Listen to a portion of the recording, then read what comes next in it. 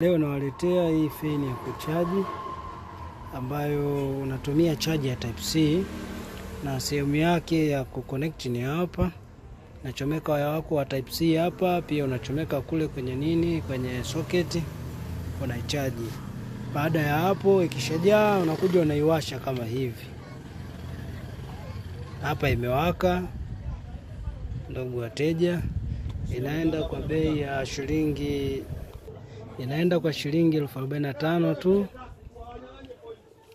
Hii feni ambayo una uwezo wa kuchaji ukasafiri nayo ukaenda sehemu yenye joto ambapo una uwezo wa kuitumia vizuri tu. Unaipress ya awamu 3, hii awamu ya 2 na hii awamu ya 3. Unazima hapo feni yako. Kama imeisha chaji unaendelea kuichaji. Inaenda kwa shilingi 45,000 tu. Karibuni sana. Karibuni sana.